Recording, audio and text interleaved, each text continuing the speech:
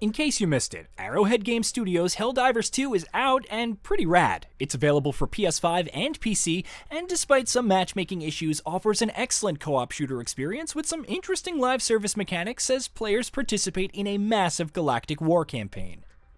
Every bit of successful action goes towards liberating planets in the name of Super Earth, which means more rewards for you, which means more tools for further destruction. Even the monetization is pretty forgiving, whether you're picking up the premium war bond or purchasing cosmetics from the superstore.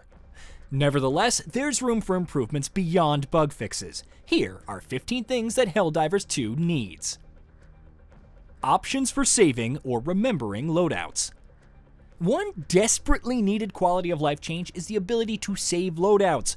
Whether you're going all in on Eagle Strike stratagems, busting out the turrets, or going in solo, having the option to remember your previous loadout could also go a long way, especially if you found a setup that you're really comfortable with. Lobby Browser.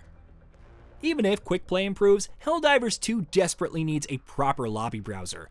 Not to know the ping of the host or their level, but to cut down on all of the tedious manual scrolling through planets, especially when you fail to connect. Perhaps quickly toggling between open lobbies would help, but a dedicated page showing the different lobbies available would still be ideal.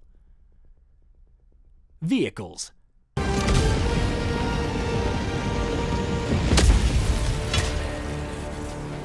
Let them come. Arrowhead Game Studios already confirmed that exosuits are coming, and based on the short look at the latest state of play, they look phenomenal. However, we want more options, even if it's the APCs and TD-110 Bastions from Helldivers 1. After all, what's better than rolling up on the Automaton's tank than with your own? Faster results debriefing. Call it the itch to get back out there and do my part, but the end of mission results screens need to feel snappier. It offers 4 separate details: a mission report, the star rating, operation status, and the squad payout. Then there's a cutscene of your return to the Super Destroyer and another scene showcasing your squad and their emotes. It's a lot, and hopefully it gets condensed in the future. Firing/stratagem testing range. Firing orbital barrage, clear the area.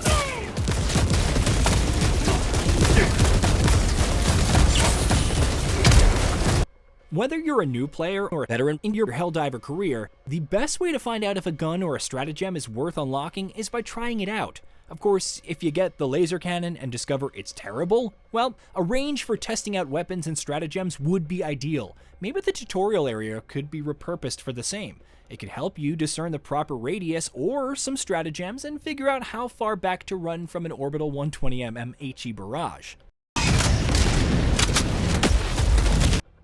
Weapon customization. It probably goes against the current system of weapon variants, but some weapon customizations would be ideal. Perhaps there could be different scopes and sights or options for perks that reinforce the realism without getting too looter-shootery. If nothing else, it would be cool to have attachments like thermal scopes for missions with low visibility and under-barrel launchers for extra explosions. Raids or large co-op missions.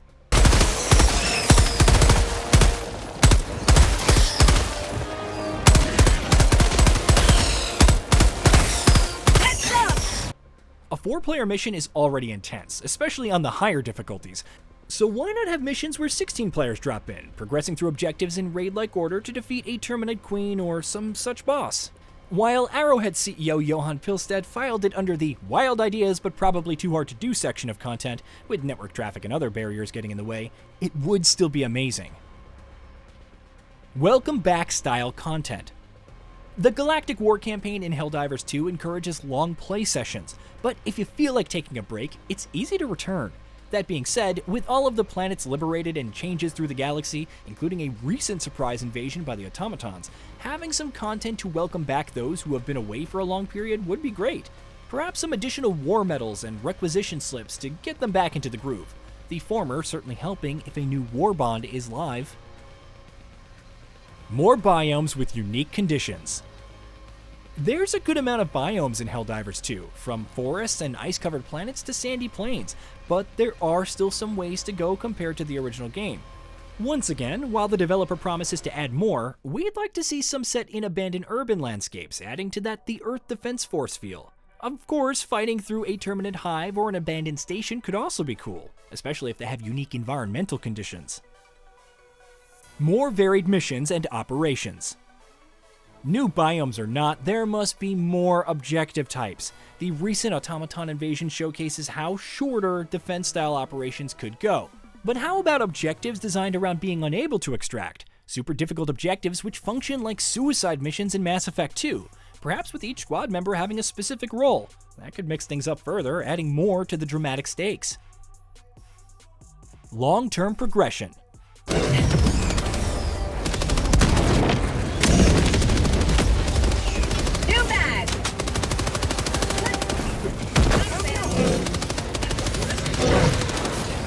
At some point after all the stratagems, ship modules, and weapons are unlocked, players will need something to keep them going for the long run.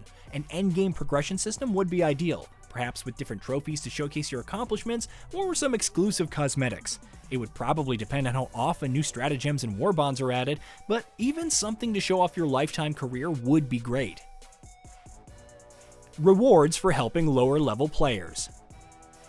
Monster Hunter World added a system where master rank players could earn extra rewards, including cosmetics for helping low and high rank players. A similar option for Helldivers, who have cleared tougher difficulties and are helping out lower level players in trivial, easy, and medium difficulties, would go a ways towards encouraging further camaraderie. It could even make the task of shaping a friend's new experience that much better. Removing the ability to kick teammates mid-mission. It would be nice to remove the option during actual missions. Before the mission, because someone wants to play Helldiver difficulty while being level 5? Sure, but after a grueling 20-minute plus mission, when you're starting to extract, it simply needs to go. Maybe it's in place to prevent griefing, especially if someone has done nothing but kill you endlessly via friendly fire. But regardless, there needs to be a cutoff point where kicking someone in a mission just isn't possible. Armor recoloring.